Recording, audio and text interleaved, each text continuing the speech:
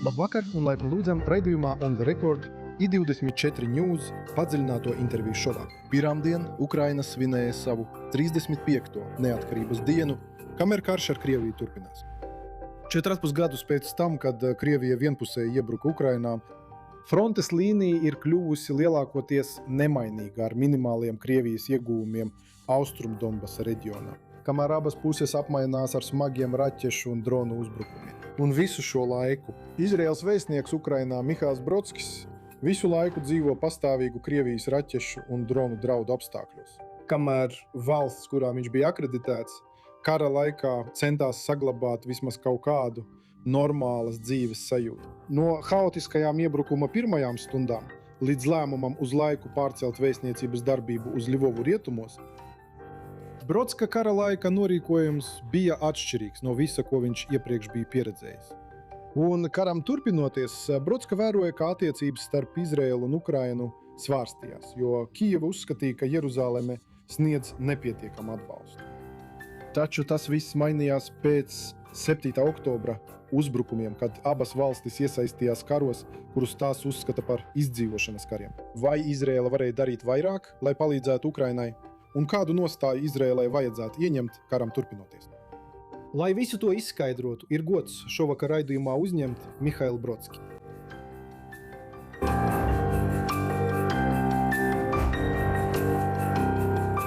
Brodski ir Izraēlas diplomāts, kurš nesen pabeidza savu 5 gadu pilnvaru termiņu kā vēstnieks Ukrainā, šo amatu ieņēmot Beneta, Lapida un Netanjahu valdību laikā. Viņš ir pirmais Olegs, jeb imigrants no Lielās Alijas, kas 90. gados ieradās no bijušās Padomju Savienības, kurš kļuvis par karjeras vēstnieku. Iepriekš viņš bija vēstnieks Kazahstānā un Kirgistānā. Mihails Brodskis, liels paldies, ka šovakar pievienojāties man. Sveiki un paldies, ka uzaicinājāt mani. Lieliski. Tātad vēstnieki, kā jau minēju savā ievadā, frontes līnijas karā ir diezgan stagnējošas, nav īpašas kustības, nedaudz Krievijas pusē, taču pēdējos mēnešos mēs esam redzējuši saskaņotu Ukrainas centienu vērst triecienus dziļi Krievijas teritorijā. Vai jūs varētu mums īsi pastāstīt par situāciju, par pašreizējo kara situāciju Ukrainā? Ziniet, es raksturoju šo situāciju kā Pirmā pasaules kara un Trešā pasaules kara sajaukumu. Es paskaidrošu, kāpēc. Jo no vienas puses ir milzīga frontes līnija. Un, kā jūs teicāt, tā ir gandrīz nekustīga. Tā jau daudzus gadus ir bijusi nekustīga. Un abu pušu zaudējumu skaits pieaug. Tas ir milzīgs. Un šī situācija, kad viss ir pilnībā iestrēdzis, mums atgādina Pirmo pasaules karu. Ne? Tranšējas, tieši tā. Un no otras puses, moderna tehnoloģija izmantošana ir kaut kas pilnīgi jauns, kaut kas, ko mēs vēl neesam pieredzējuši. Starp abām armijām ir nāves zona. Un burtiski neviens cilvēks šajā nāves zonā nevar izdzīvot ilgāk par dažām sekundēm. Bet tas ir kaut kas pilnīgi jauns. Abu pušu dronu izmantošana, bet īpaši no Ukrainas puses, kas ir kļuvusi ļoti izcila dronu un vispār moderna tehnoloģija izmantošanā. Tas ir kaut kas pilnīgi jauns. Un iespējams tas mums sniedz piemēru tam, kas var notikt arī citos reģionos, tostarp tuvajos austrumos. Jā, mēs pie šī jautājuma atgriezīsimies nedaudz vēlāk sarunā, bet runājot par Izraēlu, kurā brīdī kara laikā Ukraina vērsās pie Izraēlas un lūdza tās palīdzību? Patiesībā tas notika vēl pirms kara. Jau tad bija kontakti un Ukrainas puse sūtīja ziņas Izraēlai. Un lūdza sniegt kādu veidu ieročus, īpaši pretgaisa aizsardzību. Es atceros bijušo Ukrainas aizsardzības ministru kungu Aleksejs Rezņikovs apmeklēja Izraēlu. Tas bija 22. decembrī, tātad 2 mēnešus pirms kara sākuma. Es viņu pavadīju šajā vizītē, un viņš ļoti vispārīgos terminos apsprieda, bet tomēr apsprieda iespēju nodrošināt kāda veida ieročus no Izraēlas Ukrainai. Tas nekad nav noticis daudz iemeslu dēļ, un mūsu sarkanās līnijas, mūsu ierobežojumi, kas mums vienmēr ir bijuši, ir tikai viens no iemesliem, bet ir arī citi iemesli. Mūsu attiecību vēsture šajā jomā starp Izraelu un Ukrainu, un vēl daži citi iemesli. Bet, protams, kad sākās karš, prasības kļuva patiešām steidzamas. Un Zelenskis oficiāli un neoficiāli vērsās pie Izraēlas un lūdza nodrošināt īpaši dzelzs kupolu. Ziniet, visi runāja par dzelzs kupolu. Un es ar pārsteigumu sapratu, ka kādā brīdī daudz cilvēku domāja, ka pastāv īsts dzelzs kupols, kas var aizsargāt visu valsti, kas acīm redzami nav taisnība. Un tā nav taisnība. Un tas ir kaut kas, ko man nācās skaidrot plašākai sabiedrībai Ukrainā, ka dzelzs kupols nav gluži tas, ko jūs iedomājaties. Tas ir pavisam kas cits. Tātad jūs pieminējāt šos ierobežojumus, kas liedza Izraēlai pilnībā atbalstīt Ukrainu. Vai jūs varētu tos sīkāk izskaidrot? Nu, protams, es domāju, tas ir diezgan skaidrs, un arī Ukraiņiem tagad ir diezgan skaidrs, ka mēs šeit tuvajos austrumos atrodamies ļoti bīstamā situācijā. Un mums jāņem vērā dažādi spēlētāji un dažādi spēki, kas tuvajos austrumos spēlē nozīmīgu lomu, tostarp Krievija. Un tajā laikā, ja atceraties, Krievija bija ļoti tuvu, Krievijas armija bija ļoti tuvu mūsu ziemeļu robežai. Viņi atradās Sīrijā, un tajā laikā mēs izveidojām saziņas kanālu ar Krieviem, lai novērstu dažādus konfliktus Sīrijas debesīs. Un tas darbojās. Tāpēc mēs negribējām apdraudēt šo sadarbību ar Krieviju. Un bija arī citi apsvērumi. Ebreju kopiena Krievijā ir milzīga. Mēs gribējām to aizsargāt, mēs gribējām, lai tā būtu drošībā. Un vai bija bailes, ka ja Izraela palīdz Ukrainai sniedzot tai aizsardzības ieročus, Maskavas valdība varētu vērsties pret ebreju kopienu Krievijā? Ziniet, es nedomāju, ka to varētu pilnībā izslēgt. Es to pilnībā neizslēgtu. Viss bija iespējams. Un es domāju, ka Krievi ļoti skaidri norādīja, ka būs sekas militārajai sadarbībai starp Izraēlu un Ukrainu. Un arī mēs sapratām, ka neesam daļa no Eiropas, mēs neesam daļa no NATO. Ir tik daudz valstu, kas sniedz un joprojām sniedz palīdzību, militāro palīdzību Ukrainai. Tajā laikā mēs varējām sniegt kaut ko citu. Mēs sniedzām ļoti nozīmīgu humanitāro palīdzību. Jūs atceraties, ka kara sākumā toreizējais premjerministrs Benets mēģināja kļūt par starpnieku un devās uz Maskavu. Tāpēc mēs domājām, ka varam palīdzēt Ukrainai citos veidos, un mēs to arī izdarījām. Vai jums kādreiz personīgā līmenī tas šķita izaicinoši vai satraucoši? Paust šos vēstījumus Ukrainas valdībai, Ukrainas tautai. Jo es iedomājos, ka iekšēji jūs vēlētos, lai Izraela dara vairāk, bet jūs sapratāt ierobežojumus. Vai jums kādreiz bija nērti izskaidrot šo sarežģītību Kīvai? Es to pateikšu šādi. Man tas bija izaicinājums, jā, tiešām. Bet man nebija iekšēji pretrunu, jo es sapratu mūsu pozīcijas iemeslus un sarežģītību. Un tas bija un joprojām ir ļoti sarežģīti, ļoti niansēti.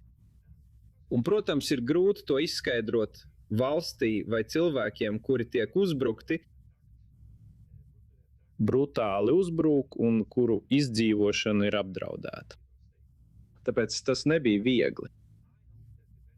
Es ceru, ka galu galā es un mani kolēģi spējām izskaidrot vai vismaz parādīt Izraēlas lēmumu pieņemšanas procesa loģiku.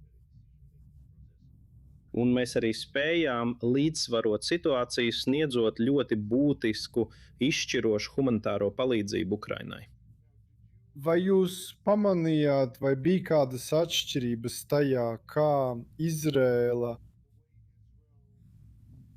izturējās pret Ukrainu dažādu premjerministru laikā? Beneta, Lapida uz īsu brīdi vai Netanjahu? Es tā nedomāju. Manuprāt, par vispārējo politiku bija panākta vienošanās. Protams, ir nianses, bet runājot par vispārējo politiku, tā nav daudz mainījusies. Atskatoties uz notikušo, ņemot vērā, ka daļa no šiem ierobežojumiem vairs nav tie paši.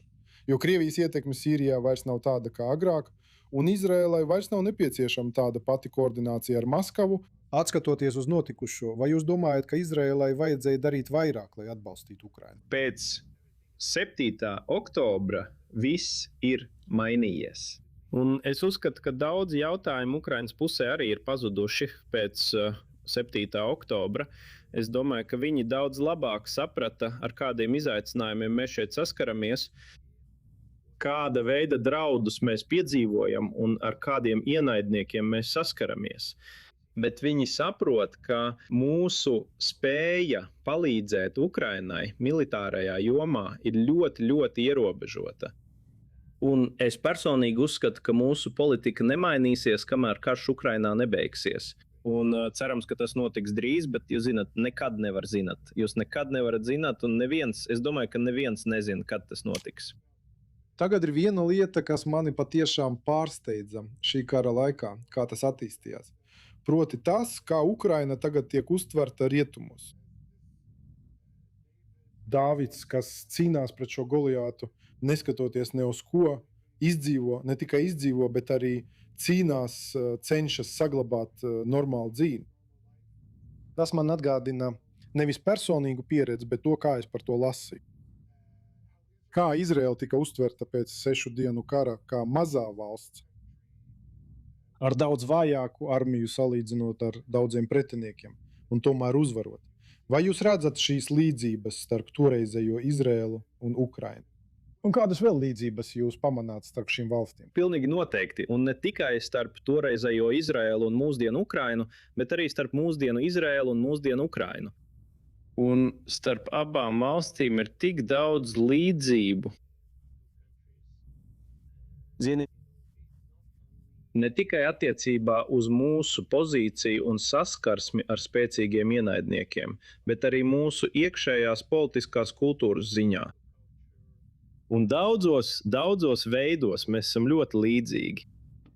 Labi, runājot par šīm līdzībām un lietām, kas šodien ir kopīgas Ukrainai un Izraēlai, viena no tām ir kopīgs pretinieks, jeb ienaidnieks, un tā ir Irāna.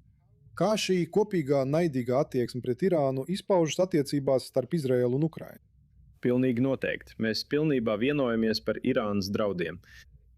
Irāna ir acīm redzama mūsu ienaidnieks, bet tā ir acīm redzama arī Ukrainas ienaidnieks. Un mēs sākām sadarboties Irānas jautājumā. Es nevaru sīkāk runāt par sadarbību, jūs zinat, bet mums izdevās kopā ar Ukraiņiem panākt, lai Ukrainas valdība pieņemtu lēmumu pasludināt revolucionāro gvardi par teroristisku organizāciju. Tas bija ļoti svarīgs lēmums ne tikai tāpēc, ka tas bija Ukrainas lēmums, bet arī tāpēc, ka daudzas Eiropas valstis raugās uz Ukrainu un viņi novērtē šo lēmumu un viņi varētu pieņemt tādu pašu lēmumu, sekojot Ukrainas lēmumam. Un arī starptautiskajās organizācijās mēs sadarbojamies Ukrainas jautājumā, jo abām valstīm ir skaidrs, ka mums ir kopīgs ienaidnieks. Un mums vajadzētu strādāt kopā, lai ierobežotu tā ietekmi militārajā ziņā tuvajos austrumos un Ukrainas konfliktā.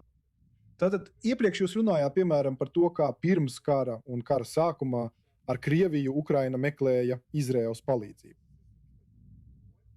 Bet ko Izraēla iemācījās no Ukrainas pieredzes attiecībā uz Irānu? Kas palīdzēja Izraēlai militāri? Es domāju, ka visa pasaule daudz ko iemācījās no Ukrainas. Un ka ir iespējams stāties pretī ļoti nopietnam ienaidniekam. Jūs pat varat Un, ziniet, jūs varat uzvarēt, jūs varat aizsargāt savu valsti, neskatoties uz atšķirīgajām spējām.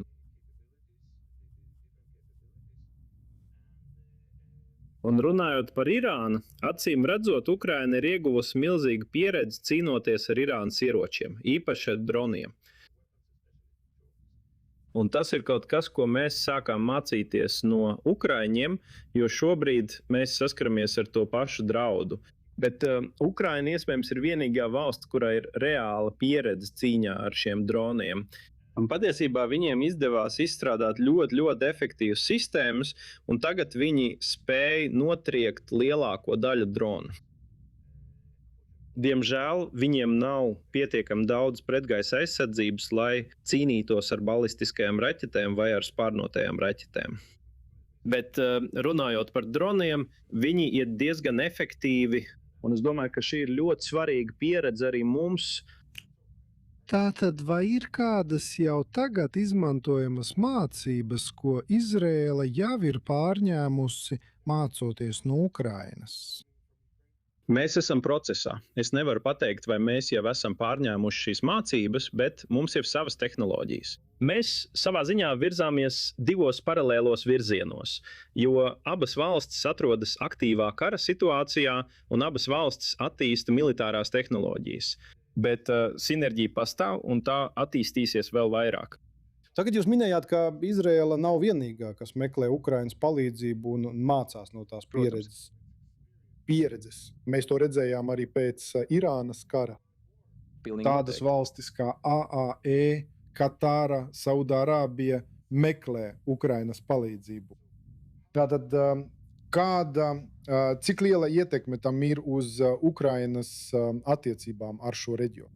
Un vai Izraēla varbūt varētu mēģināt izmantot šo iespēju reģionālā integrācijā? Pilnīgi noteikti. Un es domāju, ka Ukraiņi ir sapratuši, ka viņiem šoreiz viņiem ir kārtas rokās. Viņiem ir skaidra priekšrocība, ko viņi ir spējuši attīstīt, un kas ir ļoti svarīgi daudzām valstīm pasaulē, īpaši Persijas līča valstīm, kurām uzbruka Irāna. Un es to zinu diezgan labi. Daudzas tuvu austrumu valstis ir vērsušās pie Ukrainas valdības un lūgušas palīdzību, lai aizsargātu savu kritisko infrastruktūru un iedzīvotājus no Irānas raķetēm un droniem. Un, cik man zināms, šī palīdzība tika sniegta. Jūs zināt, Zeļenskis apmeklēja tuvu austrumu valstis un apsolīja tām sniegt palīdzību. Cik daudz varat atklāt par to, kādas ir šīs mācības, ko Ukraina sniedz saviem partneriem Izraēlai, Persijas līča valstīm? Tas nav obligāti saistīts ar kādām jaunām tehnoloģijām. Tas ir par pieredzi. Un nav nevienas citas valsts, kurai būtu tāda pieredze kā Ukrainai, kā Ukraiņiem, ar šo milzīgo frontes līniju un ar daudz gadu pieredzi saskaroties ar droniem, ne tikai Irānas droniem, bet arī Krievijas droniem. Jūs zināt, Krievija ir spējusi izveidot milzīgu, dronu industriju un vispār militāro industriju.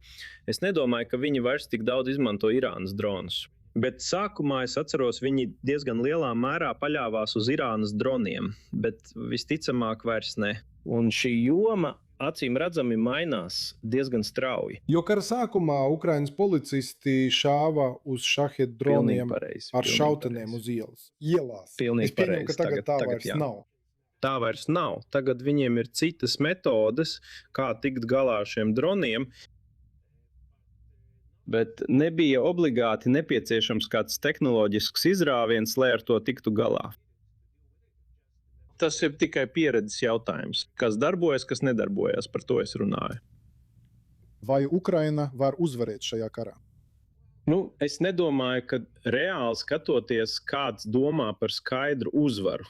Kas ir uzvara? Kas ir uzvara? Un tas ir liels jautājums.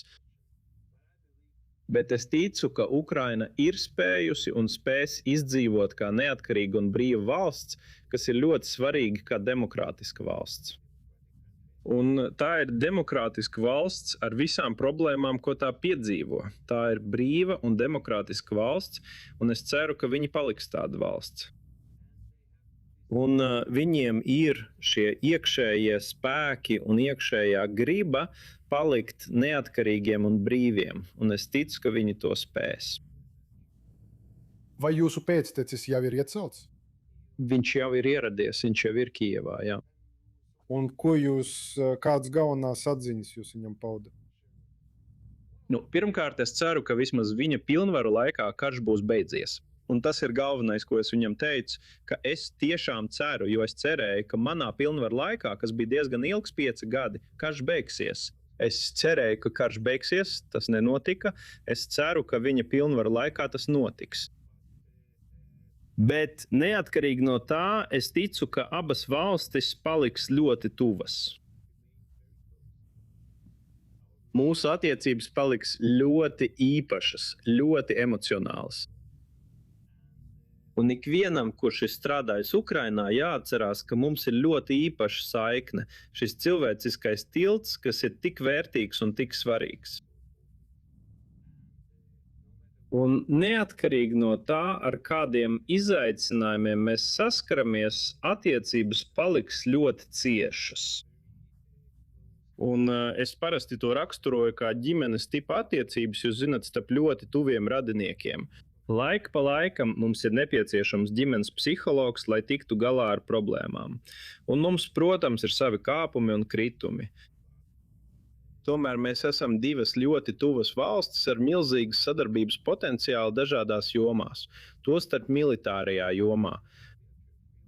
Īpaši tad, kad karš Ukrainā būs beidzies. Es dzirdēju citā intervijā, ka jūs rakstat bērnu grāmatu. Jā, mēs ar sievu uzrakstījām, kas ir ilustrātore un māksliniece, mēs uzrakstījām bērnu grāmatu, kurai nav nekādas saistības ar karu Ukrainā. Lai gan tā tika uzrakstīta kara laikā Ukrainā, bet tai nav nekādas saistības ar to. Tā ir par diplomātiju un to, kā izaudzināt diplomātu. Grāmatas nosaukums ir Kā audzināt diplomātu mājās. Šādas lietas. Tā ir smieklīga grāmata ar daudz attēliem. Tā vairāk ir komiks nekā parasta grāmata.